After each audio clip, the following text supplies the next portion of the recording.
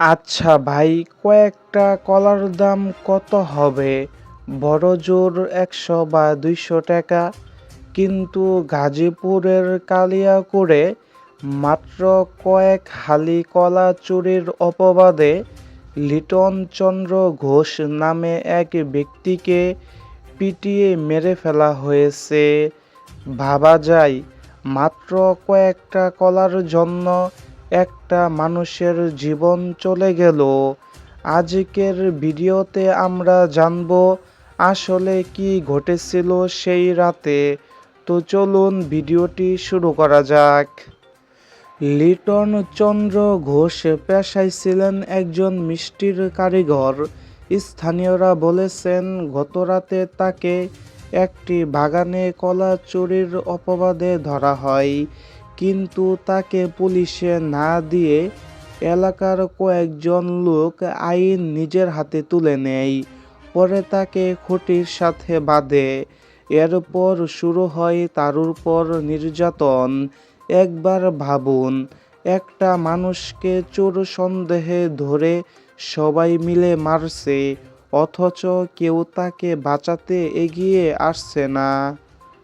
লিটনের পরিবারের কান্না থামছেই না। তারা বলছেন লিটন চোর ছিলেন না, তাকে পরিকল্পিতভাবে ফাঁসানো হয়েছে। আচ্ছা, ধরে নিলাম লিটন চুরি করেছেন, তাই বলে কি তাকে মেরে ফেলতে হবে? আমাদের দেশে কি বিচার নেই, থানা পুলিশ নেই? একজন মানুষ অপরাধ করলে তাকে আইনের হাতে তুলে দেওয়াই তো নিয়ম। এভাবে পিটিয়ে মারা কি কোনো সভ্য সমাজের কাজ? এই ঘটনার পর এলাকায় বেশ উত্তেজনা চলছে। পুলিশ খবর পেয়ে লাশ উদ্ধার করেছে এবং ঘটনার সাথে জড়িত থাকার অভিযোগে কয়েকজনকে ধরা হয়েছে।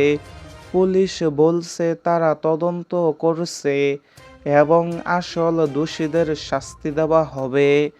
আমরাও চাই এই অমানবিক ঘটনার সঠিক বিচার করা হোক। দিন দিন আমরা কেন জানি খুব নিষ্ঠুর হয়ে যাচ্ছি। সামান্য কারণে মানুষ খুন করতেও আমাদের হাত কাঁপছে না। মনে রাখবেন, আজ লিটনের সাথে যা হয়েছে, কাল আপনার বা আমার পরিচিত কারো সাথে তা হতে পারে। তাই আইন নিজের হাতে তুলে নেবেন না। কোনো অপরাধী দেখলে তাকে পুলিশের হাতে দিন।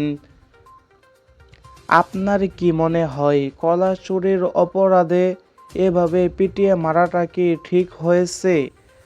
আপনার মতামত কমেন্টে জানান। আর ভিডিওটি ভালো লাগলে শেয়ার করে সবাইকে সচেতন করুন। ধন্যবাদ। দেখা হবে পরবর্তীতে এরকম আরও নতুন ভিডিওতে।